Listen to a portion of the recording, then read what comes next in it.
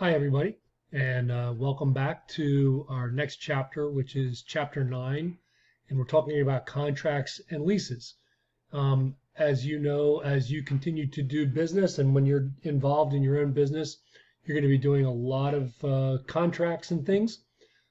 As you recall from the last chapter, beginning of chapter 8, we talked about the difference between an independent contractor and an employee. And an independent contractor would require a contract.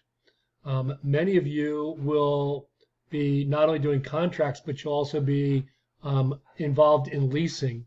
For most of you, you'll probably be leasing some kind of facility, whether it's an office building or a warehouse.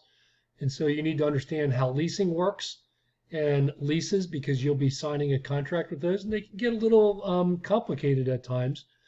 This chapter is not going to give you a complete overview of every area of contracts and leasing, but it's going to at least give you an overview and allow you to get at least familiarized with these kinds of processes. So let's move on. Let's go through our slides here as we go. So, what is a contract? And the book defines a contract as a legally enforceable promise or set of promises. So anything that you put on a contract is considered a promise. And that promise that's legally under a contract means that it's enforceable, which means that if we breach that contract or the other party breaches the contract, there will be repercussions, typically financial repercussions related to that. But the key to that is that it's legal, according to the definition, it's legal, it's enforceable. Okay, so from a law standpoint, that's really what we're looking at. So we look at the elements of a contract, and what are the elements of a contract? It must be an agreement between the parties formed by an offer and an acceptance. So we make an offer, and we offer a certain, whatever we're trying to offer, a service or delivery of a product, and then the other party has to sign an acceptance of that. So the parties' promises must be supported by something of value. So it has to be something that's of value, whether it be money or time or a good, a service, any of those things are what we consider something of value. Both parties must have the capacity to enter into a contract. In other words, they should be able to legally come into a contract. And where that comes into play is if you have somebody that's maybe working for you and they inadvertently sign a contract, does that employee have the power and authority within your business to be able to sign a contract? So that's kind of where that plays in. And then the contract must have a legal purpose. So there has to be a reason why, we are actually writing a contract, and legal reasons and ramifications in relation to writing a contract. So sometimes and oftentimes when we write a contract initially with someone or another company, there will be counteroffers. These happen in lieu of an acceptance. So we'll put something out, and then they will clarify something, or they might ask to change something, and that's considered a counteroffer. So under counteroffers, if you look at your slide, if the offeree does not accept the terms accepted in the specified in the offer, but instead offers different terms, that constitutes a counteroffer, not an acceptance. Okay, so if they're going back and forth, and you might go back and forth in these offers and counteroffers until you come to a reasonable conclusion between the two parties. But understand that when they're going through the process of doing counteroffers, that means that the contract has not been accepted and will not legally be enforceable until both parties have agreed to all of the terms of the contract. What happens when we make an oral agreement? Some people will automatically say, particularly in American society, we will often say that and it must be in writing. That really is very cultural. So I know in some countries, particularly like we've done some studying in our leadership course, we talk a little bit about the culture and the change, different legal aspects of culture. In the Japanese culture, for example, an oral contract or an oral agreement is absolutely as enforceable as a written agreement. So if someone makes a verbal commitment to someone from a legal standpoint in that particular culture, they are required by law to fulfill that agreement. In the United States, we're a little bit different. I would say we're probably a little less trusting. So because of that, we expect things to be written on paper, but yet there are still disputes that will happen in regards to oral agreements. And sometimes these can go to court, and judges will actually rule that an oral agreement is enforceable. So if you look again at your slide when it comes to our oral agreements, so most contracts are enforceable by law, even if they're oral. So be very careful about what you promise to someone. It is always, always a good practice to put things in writing. Just to give you an idea of that, when I was in business, one of the things that I made sure of is I always had, when I hired a new employee, I would have them sign a contract or an agreement to hiring. So I would call it an employment agreement. And when I put together these agreements, I would put, their basic information in there. And then I would put, what we agree, what the salary is for the position. And I would put any benefits. I had several instances where I hired, some young people that were engaged to be married, and they had not, they would not be working for us long enough to accrue vacation time, but their honeymoon was looming. And so we would agree verbally as we go through the interview process, when I made a verbal offer to them, that they would, take that week off without pay, or they would get the vacation time ahead of schedule and then would forfeit some later on. So we would come to some kind of an agreement on that. I would always put that on paper. So anything that was unusual, I would always include on paper. And then I would also put any kind of benefits that they were entitled to and the dates in which they were entitled to those benefits. So we typically had a 3-month period that we would wait for employees to work full-time for us before they could get full benefits. And so I would literally put the date down of when they would be qualified to get those benefits. I will tell you, several times I had gone through that process, written it down on paper, went to the future employee to sign it, and they looked at it and said, well, that's not what I agreed to. Or that's not what I said to the founder when I interviewed, this is what they agreed to. So it would require me to go back and fact find a little bit on what was agreed to and what wasn't.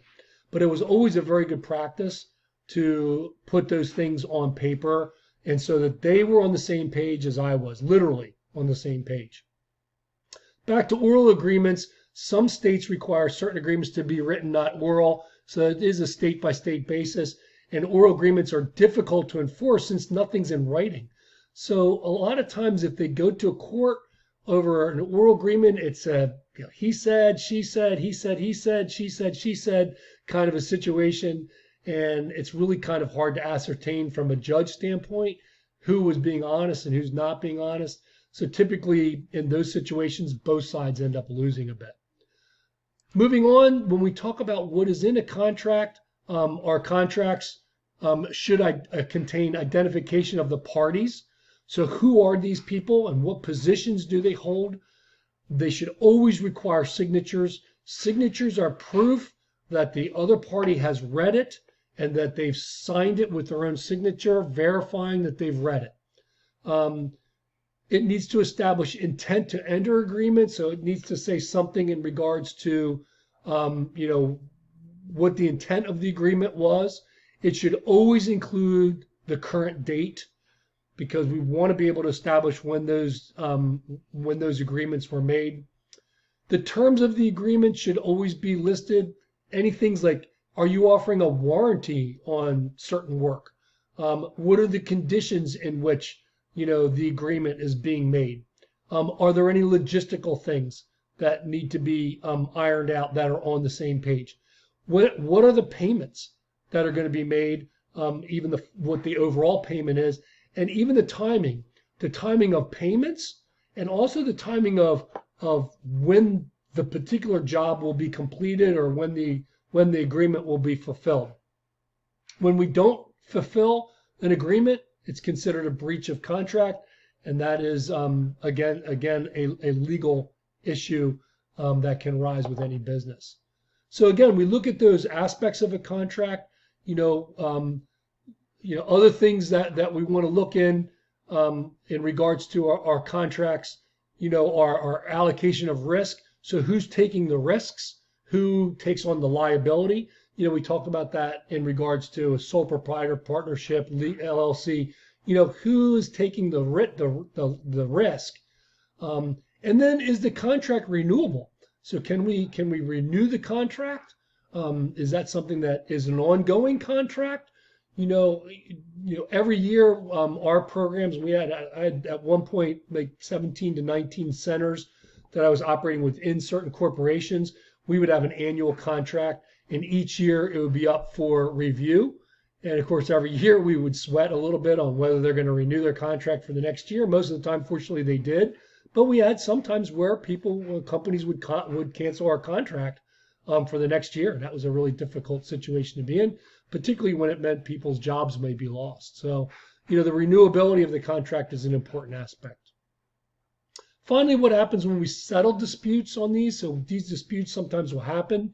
There are two areas to settle it. The first is a mediation or a mediator. A mediator hears both sides and attempts to find common ground to settle the dispute, and both parties agreed to the settlement. So a mediator will work with both sides, and they will try to come up with some common ground. Usually there's a little give and take on both sides, and they will come to a settlement and an agreement. And why companies bring in mediators is just to bring in a third party that's not really involved in it, that can hear both sides and kind of clarify to both sides. The second, which is a much higher level, is arbitration. An arbiter will hear both sides, and they will make, in this case, a binding decision to settle the dispute. So an arbiter, it has more power than a mediator. A mediator will make suggestions. If the parties don't agree to the settlement of a mediator, there's no recourse on that. It'll continue. Oftentimes, it'll continue on to an arbiter. In arbitration, they will hear both sides, and they will make a ruling based like a judge, and that's enforceable by law, and both parties have to adhere to whatever that decision is. So, the mediation will give you a little more flexibility and some give and take. So the motive here from a legal standpoint is to push businesses to go towards mediation more than arbitration. Arbitration is much more binding.